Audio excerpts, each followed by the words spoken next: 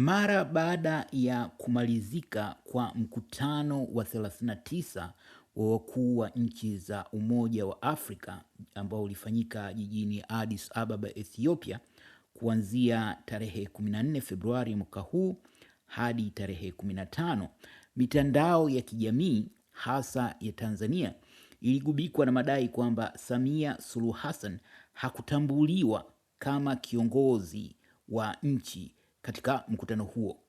Na kwa mujibu wa mitandao hiyo ya kijamii, hasa mtandao wa kijamii wa X, zamani Twitter, Facebook na Instagram, taarifa zilizosambaa ni kwamba Samia hakuruhusiwa hata kuongea mbele ya mkutano huo wa wakuu wa nchi za Afrika, na kwamba tukio hilo lilikuwa la aibu kubwa. Sasa makala hii inaelezea kwa undani kuhusu kilichotokea na ukweli halisi ulivyo, kwa sababu baada ya taarifa hizo kusambaa, waziri wa mambo ya nje wa Tanzania Mahmoud Thabit Kombo aliongea na waandishi wa habari kuzungumzia swala hilo. Kwa hiyo makala hii fupi inaelezea kwa undani hasa kilichojiri na tafsiri yake kwa kifupi. Kwa hiyo kwa mujibu wa program rasmi ya mkutano huo wa 39 wa wakuu wa nchi za Umoja wa Afrika, kulikuwa na kipengele cha 6 kilichosomeka kuwa hotuba za wakuu wa nchi na serikali waliochaguliwa hivi karibuni. Yaani hawa ni marais waliochaguliwa hivi karibuni kati ya mkutano uliopita wa 38 na huu wa 39. Na kila kiongozi alipewa dakika 3 za kuzungumza, na kipengele hicho kilitajwa chini ya kikao cha faragha ambacho kilianza saa 4:30 asubuhi hadi saa 8 mchana kwa majira ya huko Ethiopia. Hata hivyo, ni viongozi watatu tu walioorodheshwa, ambao ni Dr. Netumbo Nandi-Ndaitwah, rais wa Jamhuri ya Namibia, Brice Clotaire Oligui Nguema, rais wa Jamhuri ya Gabon, na Dr. Patrick Herminie, rais wa Jamhuri ya Ushelisheli. Jina la Samia halikutajwa katika orodha hiyo. Kwa hiyo viongozi hao watatu waliotajwa wana historia tofauti za kuingia madarakani. Huyu wa Namibia, Dr. Nandi-Ndaitwah, yeye alishinda uchaguzi wa urais huko Namibia Novemba 2024 na kuapishwa Machi 2025. Kwa hiyo hakuwa rais wa Namibia awali. Kwa hiyo uchaguzi huo ulitambuliwa kimataifa kuwa huru na haki kwa mujibu wa wasimamizi wa uchaguzi. Huyu Oligui Nguema alitwaa madaraka kupitia mapinduzi ya kijeshi dhidi ya aliyekuwa rais Ali Bongo Agosti 2023.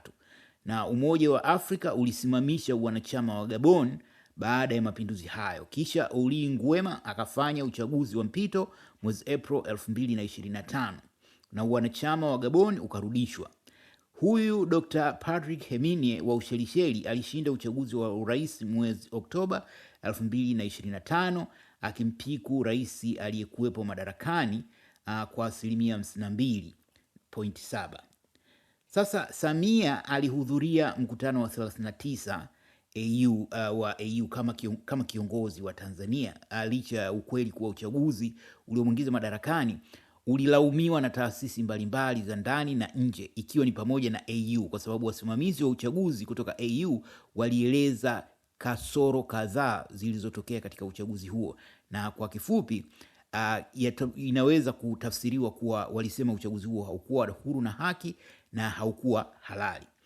Kwa hiyo Samia alishiriki mkutano wa kamati ya wakuu wa nchi za Afrika kuhusu mabadiliko ya tabia nchi ambao uliongozwa na Rais William Ruto wa Kenya, na usiku huo alihudhuria karamu ya kitaifa iliyoandaliwa na Waziri Mkuu Abiy Ahmed wa Ethiopia. Hiyo ilikuwa ni Februari 13. Katika mkutano wenyewe, japo Tanzania ilichaguliwa kuwa makamu wa pili wa mwenyekiti wa Umoja wa Afrika kwa mwaka 2026 ikiwakilisha ukanda wa Afrika Mashariki, na Samia aliteuliwa kuwa balozi wa Umoja wa Afrika kwa afya ya mama na mtoto, uteuzi ambao ulihitaji kupitishwa rasmi na mkutano wa wakuu wa nchi.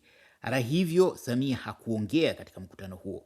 Alifanya maongezi na viongozi mbalimbali wakiwemo Waziri Mkuu wa Eswatini Raso Miso Dlamini, Rais wa Kongo Azali Assoumani, naibu katibu mkuu wa Umoja wa Mataifa Amina Mohamed na rais wa Benki ya Maendeleo ya Afrika Dr. Sidi Ould Tah.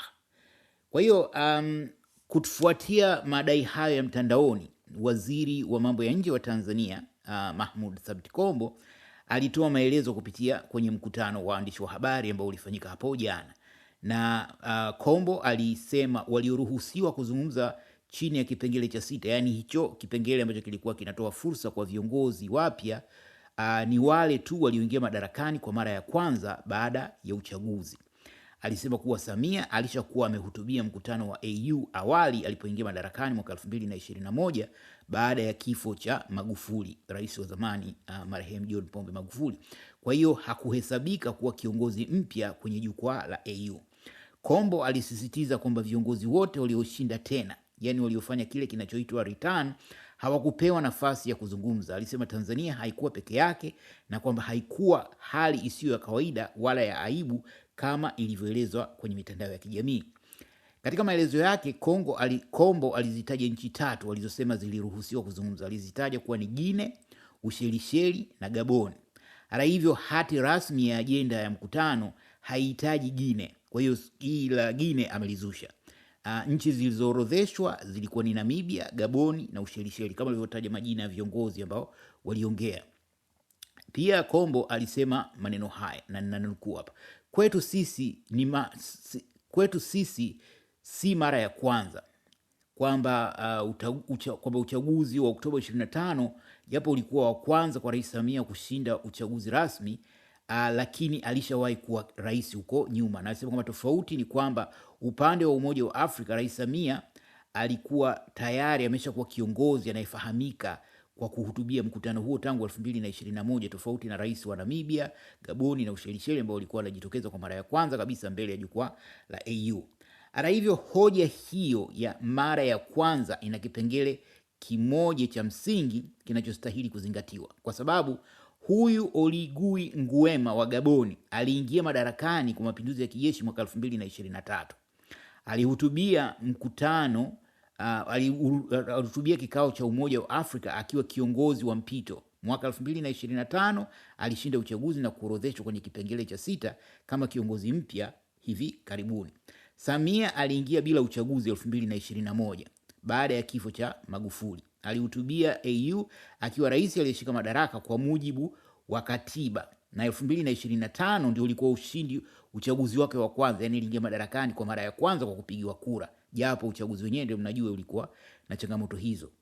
Kwa hiyo viongozi hao wawili walikuwa katika hali inayofanana kwa kiasi fulani. Wote waliingia madarakani bila uchaguzi, kisha wakashinda uchaguzi baadaye bila kujali huo uchaguzi wa Samia, hayo mazengo yaliyokuwepo. Lakini Oligui Nguema aliorodheshwa, Samia hakuorodheshwa. Kwa tofauti moja kati ya hali hizo mbili inahusu tathmini ya uchaguzi, ambayo tathmini iliyofanywa na huo Umoja wa Afrika ambao ndio walikuwa wanahudhuria hicho kikao.